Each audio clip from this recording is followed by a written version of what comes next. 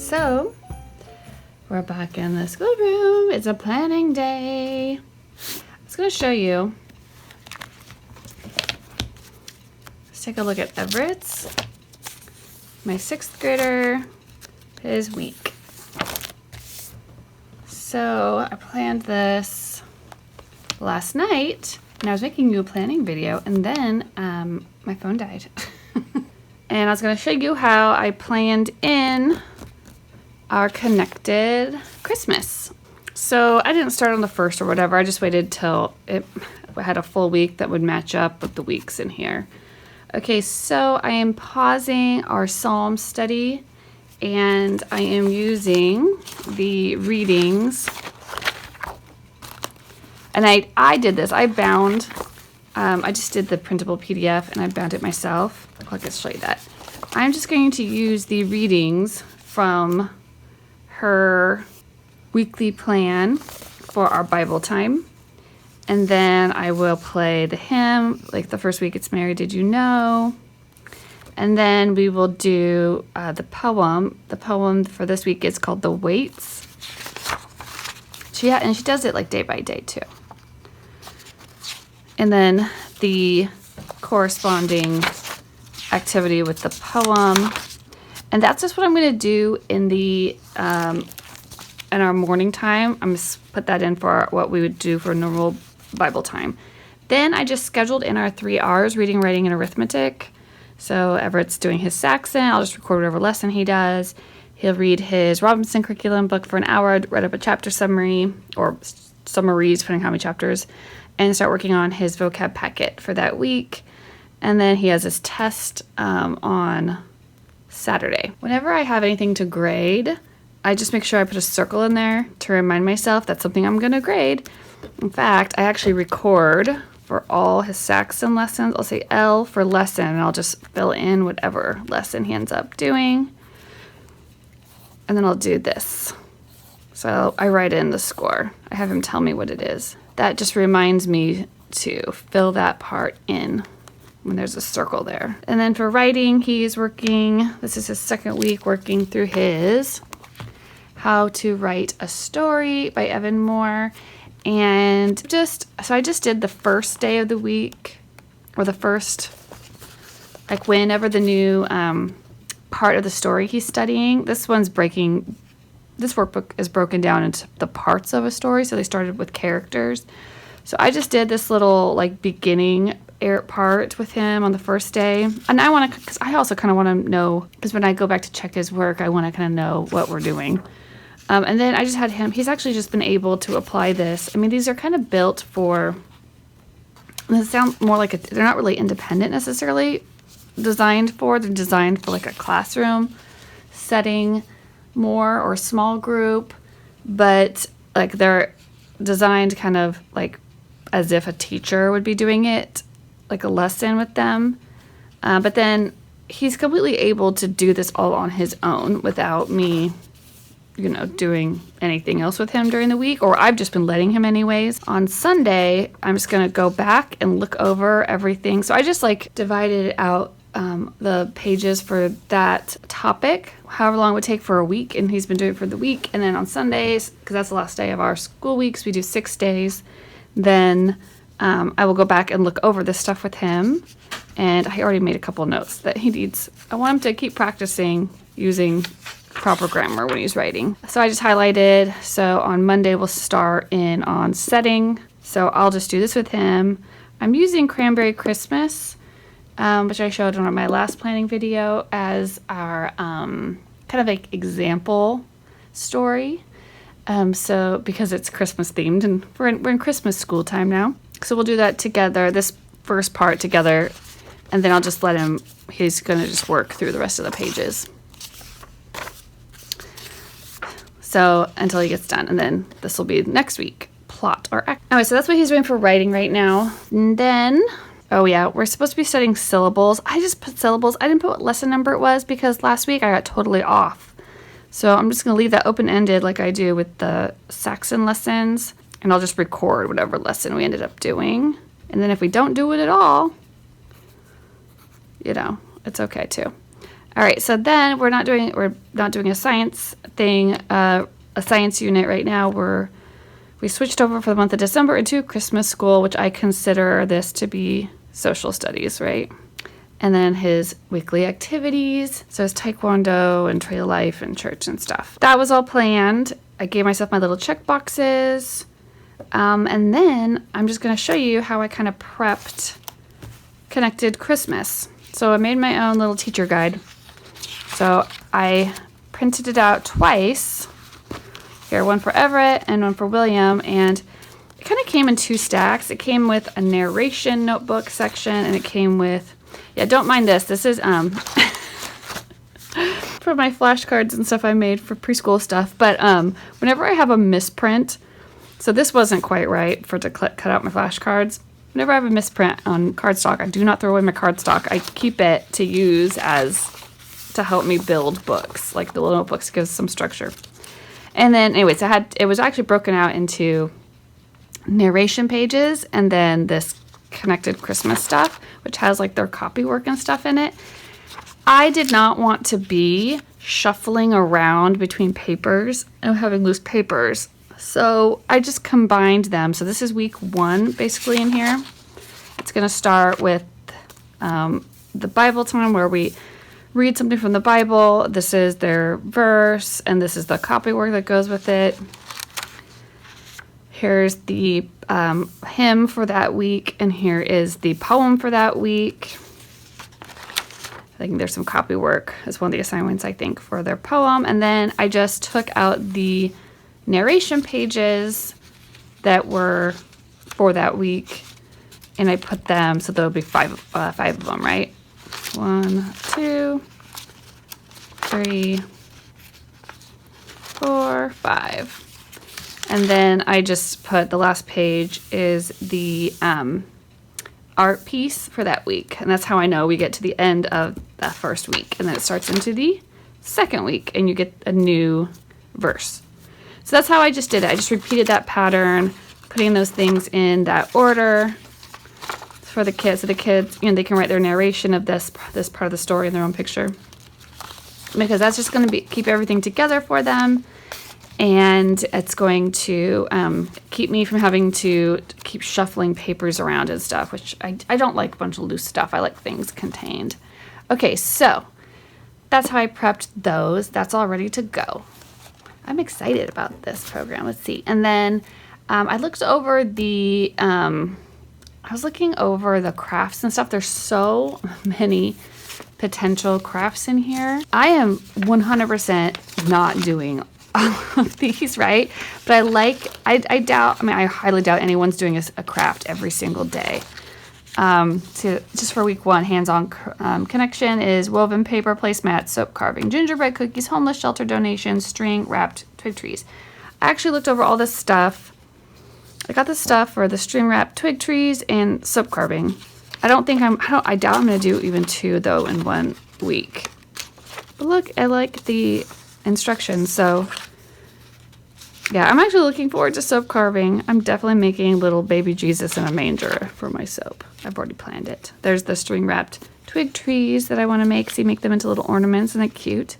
I don't need to do baking stuff because we already do a lot of baking because we make Dundee cakes every Christmas for a lot of people. Okay, dried orange garland, acts of service, Swedish heart, cinnamon apple star ornaments. This is the one we're going to do for this week. I picked Swedish paper hearts. We could try to do that. That'd probably be an easy one. Cute, right?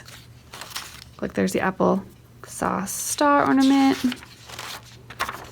I just love the ways those smell. This would be an easy one too, just to go buy some cloves and an apple. Good idea. Oh yeah, this is the one I'm looking forward to. I bought air dry clay, and we could make little nature wreaths. I actually thought we could make this, and I bought like nice beeswax candles, and I thought we could actually do this early and do the Advent candles in it that we, anyways, I better get going on that though, huh? God bless those teachers who coordinated those crafts for us kids back in the day when there was 30 of us in a classroom, and they actually were brave enough to do a craft with us. God bless the janitors who had to clean up the mess. Okay. So anyways, I have a few things to do that. Oh, and I'll show you something I picked up at Dollar Tree. Look, what was at Dollar Tree? Which I guess technically is like the $1.25 tree now, right? And I thought I got 3. I do have 3 children, and I can only find 2. So either I like lost one in the car, or I like can't count to 3. Anyways, I might have to go back and grab one more. But you know, everyone loves it. Boys especially, they love nutcrackers. So we're gonna paint these. I already have paint around the house. This will be a fun day. Just let them paint their little soldiers. Knowing William, he'll be trying to like put guns on it. And the last is books. So back to the Connected Christmas stuff. So in the morning for Bible time, I'll do Bible, hymn, and poem. And then we'll do our 3 R's, and then we'll do the art study and a read aloud in the, and then, you know, a craft. And right now, she has a whole really wonderful book list that ties in with her crafts and stuff. But honestly, I don't have like the energy to track down these books. So I did order A Christmas Carol this year, and it's illustrated, which I love. And they're beautiful illustrations too. Look at that. So I'm actually just going to read to them from this a little bit until, it's not very long, so it won't take me very long to read that. I bet you I can read this, I don't know, definitely within 2 weeks. And then we'll probably just switch over to my Believe Treasury. And this is just sitting out right now on the, I always call it the coffee table, but it's not, it's a trunk. Sitting out on this trunk, the blanket trunk. It's a trunk / coffee table / Beau's desk. Anyways, we always have a history book sitting out on there, and then whatever kind of unit study, like casual reading that we're into. So right now, I've got this out. The kids have already started picking it up and looking through it. It's so beautiful. I love Mary Englebright. So once we are done with that one, once we're done with the Christmas Carol, I'll just be picking readings from this or letting them pick. Of course, Cranberry Christmas is going to be our mentor text for the How to Write a Story. So the kids will be seeing this, story. We've already read it once. We read it last week for the lesson when we were studying characters with Everett. And so now we'll be doing it again. I love these characters so much, you guys. I think I love it more than the kids do, honestly. And look at that illustration. I love it. I'm a sucker. I realize I really like silhouetted stuff. Sometimes less is more, I don't want to feel overwhelmed with too many Christmas books or whatever. I was thinking about going to the library and trying to hunt those down, but I didn't do it. So I'm just going to use what I have, I think, for now. That was, Everett. And then, of course, for Will, he's my 2nd grader. So there's the beginning part. Then, so what do we say? Then we're going to do art study, read aloud.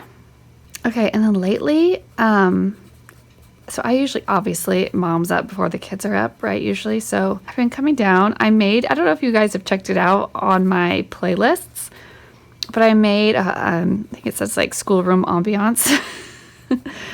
I put a bunch of YouTube videos in there that are things that I like to play in the schoolroom. Okay, then we're going to do our craft today, or that day. We're going to do our trees. We are just going to do a little bit less. Like, I'm not going to do anything on Sunday for that. Remember, usually if I'm doing a science or social study unit, it's only like 2 days a week. So we're doing something every day of the week, so I'm just not going to do anything on Sunday. Oh yeah, and I forgot to write down for Sunday for his math. It's a flashcard mom quiz. So I move things into his mastered, or I move around things, his flashcards in his flashcard tin. I didn't schedule anything in for Bible that day because I didn't have anything. But we do go to church that day, so I'm not too worried about it. Yeah, so those 2 are planned for the week. So while I'm in here, I thought I would just talk about how long things take. Somebody asked me the other day, how long does school take? They were talking about Everett's day because he's in the 6th grade and they'd watched one of my videos on him. So I would say his school day is about 5 hours. Could be 6, depending on just kind of how he's doing that day. So Everett, like he has an ADHD diagnosis, but he's one of those, like he had, I don't know, he wasn't, I don't really know. I'm not sure about those kind of diagnoses and stuff, but that he had some issues, which I wasn't sure. They were just more like focusing on school issues and stuff, you know, and like kind of remembering, like you tell him what to do, like something to do. He seemed to forget it a lot. But he didn't have a lot of the other symptoms, you know, he has like no hyperactivity and stuff like that. But so I just wasn't sure if he, for like years really, I'm like, is this ADD or is this, he's just a little boy, you know? But it was becoming such an issue with school. And I took him somewhere else to a tutor. And she was like, you need to have him evaluated. So, because they won't tell you in public school, they won't say anything. I think whatever their policy is not to say anything. Anyways, it's been one of these things that had been, long story short, he did get a diagnosis. Medication was not the way to go with him. And I'll just tell you, we tried it. We tried like 2 different kinds and not for like a super, super long time. And we decided that it wasn't working for us or for him for reasons. Anyways, so we do homeschool with a child who has some kind of like perhaps mild ADD, or perhaps, I don't know, sometimes I'm like, what's ADD and what's just like, they're not that interested in stuff sometimes, you know what I mean? Because he gets really into stuff that he's into. So I don't know. I don't really, he's my oldest. And so like, how do you only know what your own kids are really like, and you're learning it for the first time. I'm just a parent. I'm not like a psychologist that has studied, you know, thousands of children, and I don't have as much to compare to, you know what I mean? We're just doing the best. Anyways, I just wanted to like maybe touch on that a little bit because it just seems to be such a rampant diagnosis, and there's such a wide scale of what that looks like, you know, like I've met kids that, you know, they have ADHD, a wide scale of symptoms and severity and how much it affects their learning, you know, ability to sit and focus and not to distract others and stuff like that. So Everett is not distracting to other people at all. He has no problems with relationships. He's very conscientious, and he's just a little dreamy. I mean, I do have to sit in here with him a lot. I mean, it's part of the RC method too. It's such a good fit for our family because it recommends that you be in the room with your kids. Doesn't mean you're sitting shoulder to shoulder telling them everything to do, but you're in here, and I'm working on stuff too, and I'm working with his younger brothers. You know, I'm kind of doing that carousel with the kids, and you know, chores around the house and stuff, whatever. But you know, I have to look up across the table at him, and some days I like don't have to hardly redirect him at all, and other days it's like every 15-20 minutes I'm like, Everett, eyes on your work. Everett, eyes on your work. Everett. And usually I just have to say Everett, and he knows that I'm like, and he does this thing where he kind of like shakes his head like he's coming out, like shaking out of a daydream, you know. Some days he does super great and he gets done with his schoolwork really fast, and some days for whatever reason, I think a lot of it is to do with sleep, probably diet and sugar and inflammation or whatever. RC also has some things to say about diet. it's just really such a well-rounded, it's like so well-rounded and touches on so many things for you, yet isn't like just overly intrusive and like, I don't know, just not too much. You know what I mean? Anyways, so yes, some days are going to be faster and some days are going to be slower for him. And I have like gone back and forth with his schooling, with what I give him to do, to make sure I'm not giving him too much. Because I definitely, like when I first took over his schoolwork and I wasn't doing like a box curriculum, you know, and I wasn't, you know, he originally was public schooled, which also I think is why so much stuff was like just made so much worse to be in public school, because just, you know, because he wasn't really that much of a problem, he was just ignored. And as long as you're like on grade level, like all the resources and attention goes to the kids with like the major deficits in performance and issues. So even though I went to school and I kind of had a feeling something was going on and asked for help, I was given absolutely none and just absolutely no help. I won't go into, I mean, you guys don't want to hear all the drama. I need a therapist over it. It wasn't that much drama. It was just a lot of neglect. That's what it was, just neglect. So anyways, I really started noticing with William that he does not have the same issues that Everett has as far as like attention and stamina, I would say. Kind of like stamina to do, especially with things like writing. It's funny because math is what I was really concerned about with Everett at first, and it was a struggle for a while, but then it's like we got into Saxon and he is just clipping along and doing so well. I cannot even believe it. So I am going to, you know, I do stop. I let him work on his own, and it is the honor system a little bit. I know that he does it. I see him do it. I see him check it. He can't cheat as far as like just sit there and copy the answers. But I mean, he could lie and say he didn't miss any when he did. But what I do is I do stop and I do the tests when we come to the tests, so that, I mean, and then I correct the tests, and that's how I am building in.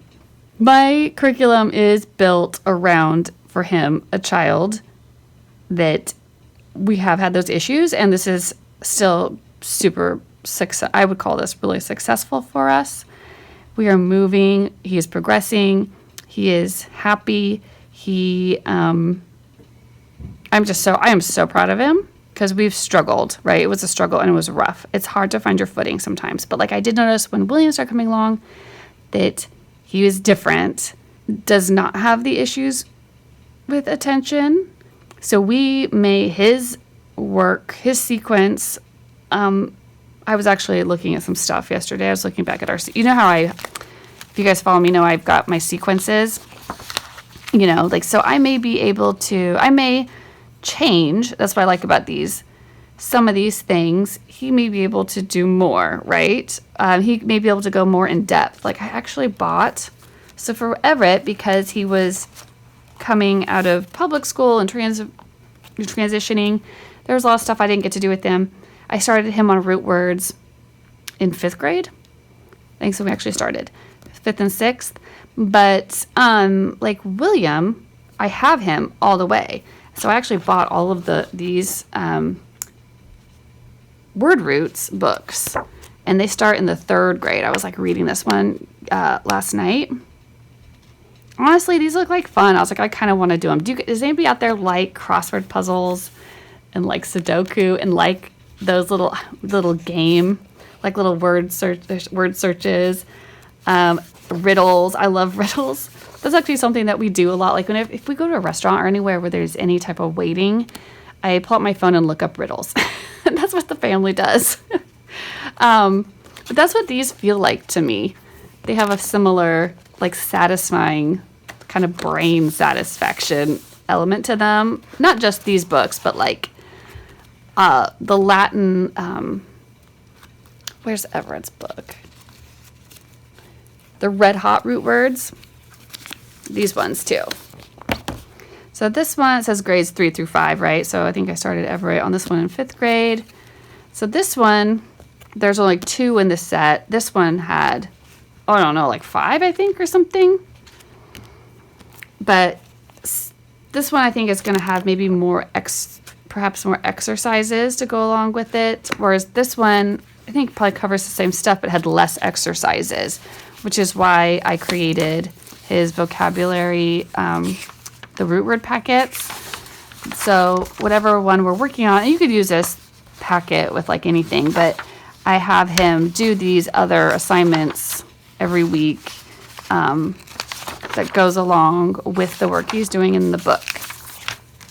And that seems to be about the right amount of work. I'm wondering, it's probably cheaper to buy these 2 books and just use the packets. I have packet 1 and packet 2. Or you could buy all of these books, and there's probably enough in them. Anyways, sorry, I'm just like off thinking out loud again. Sorry. Anyways, but I might be able to go a little bit more in depth with William because he has just a little bit more mental stamina. He seems to for this type of stuff, like in-depth stuff like grammar or whatever, and technical stuff, whereas Everett is going to drift off, and it's going to be a waste of time to do things that are too in-depth for too long. I have to have a different strategy for him than I do for a non-ADD kid. That's what it's looking like to me. Like, just for example, I was just thinking, so we did this text structures unit with Everett. And, I was thinking, like I could go deeper with that. Like we could do the mentor text, he could do that. And then I could have him also do writing. And I was like, you know what? That's too much. Like he is going to, because of their, I don't know. I'm not going to lecture people about ADHD, but if that is what's going on with him, then their brains are taking so much more mental energy just to stay focused on what they're doing. I can't give him the same workload as maybe a kid that doesn't have those focus issues, because it's not fair. It's taking so much more energy just to do this much, right? Where maybe it would take the same amount of mental energy for him to do this much as a non-ADHD kid to do this much. You know what I mean? So we just have to adjust. So anyways, yeah, sometimes you might be like, why is she only having him read about writing? Sometimes I have him reading books about writing and not writing at the same time. That's why. Because it's going to take so much energy for him to read and process that information, that's enough. If you go past that, then there's going to be a cost. He's going to be out of mental energy, and it's going to hurt him in some other subject. You know what I mean? That's why I think back to my state of South Carolina, requiring social studies and science since the age of 5 all the way through 12th is dumb, because this kids, especially the kids that have any type of issue where it's going to take them more effort and energy to just stay focused on their 3 R's or whatever. When you're taking nope, you have to take some of that out, some of that energy, whatever they have available, and put it into these unnecessary topics, with that all their energy could go into the 3 R's, which are essential to learning, because once those are built up, they can learn these other subjects whenever. You know what I mean? I've made this argument before, but I'm kind of trying to connect it to ADHD, I guess, and ADD, and like any other issue that your kids have. Everett also has issues. I'm pretty sure he has dysgraphia. I was thinking, what's it called? I don't know what it's called, but I remember Daniel Radcliffe, the guy who played Harry Potter, said he said he had something, and he called it the Bumblies, and he was just kind of like fumble fingery, kind of a little bit uncoordinated a little. They're probably related, probably because I took massive amounts of Tylenol. Is anybody else getting super triggered, not to be a snowflake, but by all of these Tylenol advertisements saying, that your kids that have autism and ADHD, you could get compensation, and I took massive amounts of Tylenol when I was pregnant because they told me that's all I could take, and I was working and I was getting migraines like daily. I mean, you guys, I had migraines for 20 years, almost daily. I have a headache. It's better now. I finally found something that helps my headaches, but quite a bit. But one of the things was working at a desk, typing, any type of like mouse work, especially gives me horrible tension. Anyways, not to go into my stuff, but like, because that's the only thing I could take, I took massive amounts of Tylenol to the point, where I was getting like rebound headaches. Like that's when I learned, I didn't even know what a rebound headache was. Anyways, I didn't even know that was a thing. And it took my husband calling the doctor for them to say, well, she could be having rebound headaches from all this Tylenol she's taking for her headaches. And I'm like, I've been going to the doctor at this age, you guys. I was like 28 when I had Everett. I'd been going to the doctor for my headaches at this point for a decade. And nobody ever told me that there was such a thing as rebound headaches. Could have just killed somebody, honestly. Wait, I better edit that out. I was angry. I was disgusted. Anyways, anybody else getting triggered by all the stuff, like feeling your mom guilt is going into complete overdrive, thinking, oh my God. So I was super poor. So I was working all through my pregnancy, trying to tough it out for that, $10 an hour I was making, and being treated like absolute crap. Just being daily abused. Like the stress was unreal. And then just trying to take Tylenol is all I could take while I was pregnant. Just exhausted, poor, trying to get by when really I should have when I was pregnant, I should have just quit working, been taking care of my body and being like, when I work, it makes my migraines worse. The lights affect me. The mouse work affects me. The stress affects me. I'm having these massive migraines all the time.